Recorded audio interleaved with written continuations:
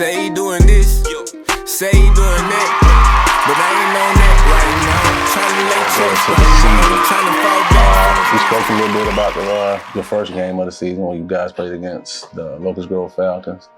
So from that moment until you got, I think till around playoffs, I hadn't seen you guys because I'd be all over the place, and plus I was covering my son a lot. But by the time we met up again, you guys seemed to be a different machine. Like same team, but it's like you guys were clicking on all cylinders. One of the hottest teams in the league. You were undefeated at the time, correct? And it was the first round in Griffin. That's when I bumped up against y'all again. Y'all played against Gators Elite. Ellenwood Gators Elite. Man, you had a good game. Because the week before, because remember that they was running that big boy? Yeah, my bad. That's good. Turn that on silent, my bad. Go ahead. Because we played Gators Elite, and remember they was running that big boy? Yeah. And we played them the week before. We weren't really ready for that. So in practice, we made a game plan for it, and it was called Gap It, and we all the linebackers fill all the gaps. So and he said, we worked on drill that. It's about tackling somebody's legs, getting low on them because you can't really go high. So that kid was huge, by the way. I just did an interview with one of my childhood friends, Bobby Rainey. He played in the NFL, and we were talking about back in our day, like he would never be able to run the ball. Yeah, because my mom told me in my brother's league, she said that it was a weight limit. Yeah, it was a weight limit. We had to weigh before every season. If you weighed, I can't remember the pounds, but if you weighed over a certain amount, you had to be on the line, and you cannot be a skill player. Nowadays, it's like anything goes. So you can be like the fridge.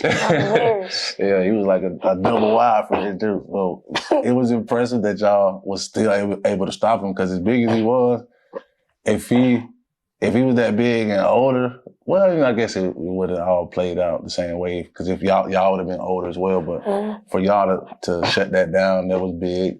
But you also had a great game at the quarterback position. I seen you really get down. Now, you had been getting down all season because I seen some highlights, but that was my first time seeing it live. Like, okay, he the real deal. What was going through your mind before the game? Because we did an interview before that game. Yeah. Do you remember what was going through your mind before that game?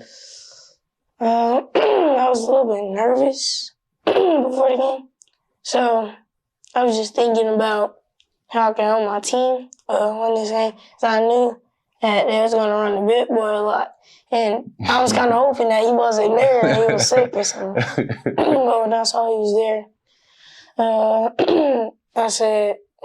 I was thinking about how my team could stop him, and we got to go low.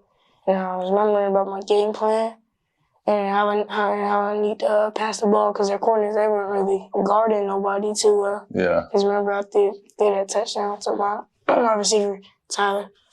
And then... That's the one where you threw the touchdown and you ran down to the end zone like you Tim Tebow or something. I see that.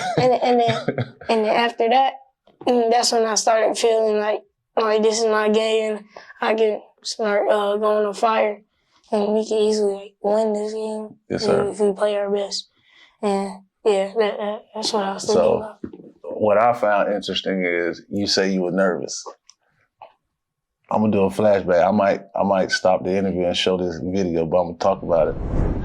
Yo, what's going on, big dog? What's your name? My name is Carter Mastin, and today I'm gonna be on Penn TV. All right, Carter, what position you play? QB. QB?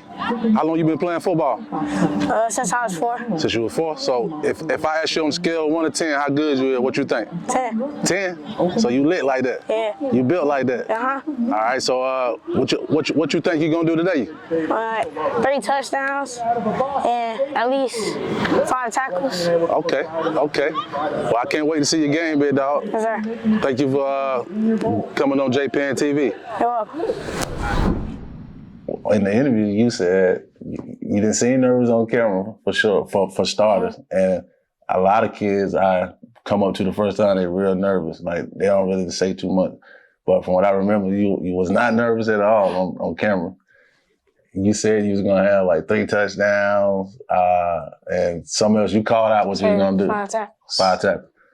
I think you actually had 3 touchdowns. Like you had a passing touchdown, Yeah, running. a running touchdown, and A defense. a defensive touchdown. So you had 3 touchdowns. Mm.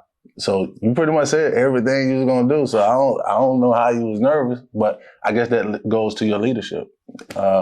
If you were, I didn't see it, and I'm videoing all the kids. So you carry it well. So keep that up. What was the highlight of that game for you? What did that do for your momentum going into the next week? That boosted our confidence, like about me playing with my team and how we can play better as a team. Especially that like tackle, like that big hit. Remember on the quarterback? Oh yeah. And he went like this and I picked the ball up. That was a monster. I actually my camera went dead, so I didn't capture that play. That's one of the plays your dad sent to me. But I remember, boy, I was like, you can hear that thing throughout the whole, and you took it in for the easy 6. Tell me a little bit about your coach, Coach Burdett. I got a chance to meet him a little bit. What do you think about your coach?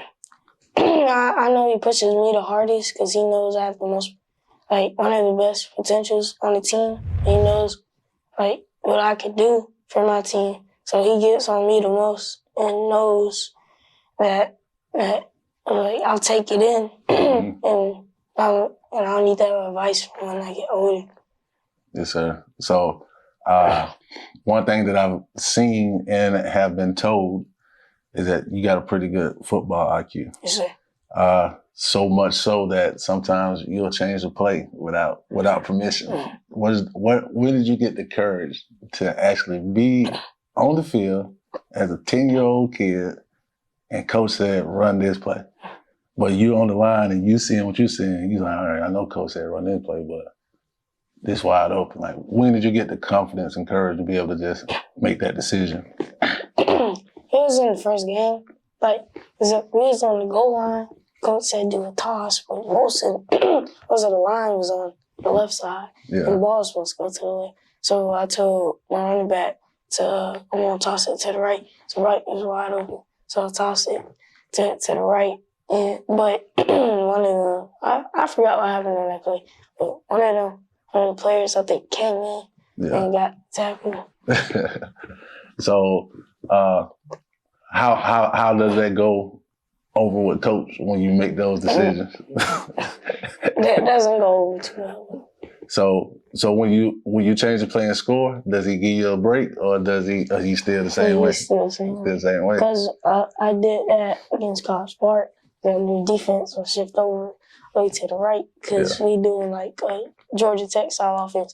And we like tossing ball and the whole offense was shifting side. So when I got it, I caught it and ran right through the line and nobody was there. But I just ran it all the way through. So at your age, you don't see many kids that play quarterback that's actually throwing the ball. Yeah, not a lot. Not a lot. One, because of the skill set of the receivers. Yeah. And 2, the arm power and accuracy of a young quarterback like that. Yeah. But when I see you play the position at your age, you got a pretty good arm. Thank you. You dropping down. You putting it out there. Like even going and you can throw it short or far. Because that touchdown pass that you threw to Tyler, you say, I think that was about at least 20, 30 yards. Yeah. So I didn't really put a lot of arm strength because I knew that he was close to the end zone, so I didn't even overthrow it. So I kind of just lofted the ball a little bit because the corner, he was just sitting right there on the sideline, not doing nothing. So what's the work ethic that you put in behind the scenes to be able to do things like that? Does that come natural to you, or do you train with anybody? It's kind of both. Both? Mm-hmm. You just built like that. Mm-hmm. It's on your end and big dog status. Pressure. Big pressure. Big Carter. Twisty Carter. Yes, sir. Everything. All right. So do you do any training with anybody? I'm supposed to be training. So, but up to this point, for the most part, that's all you? Yes, sir. Okay. that says a lot, man. Because like I done covered a lot of games, a lot of different quarterbacks, and I can't really see many on your level, none on your level when it comes to throwing that ball. So keep up the good work, keep working on your mechanics. But also you got to remember that people watching. People gonna watch this interview and they gonna be like, what? What do you mean? He the only one that can really throw the ball or drop the dime. So you gonna be people out there putting that work in. Do you understand? Yes, man, we got the opportunity of a lifetime. You know what it is. We on JPN TV. We turned up. We live. I'm talking about drone action on the field action.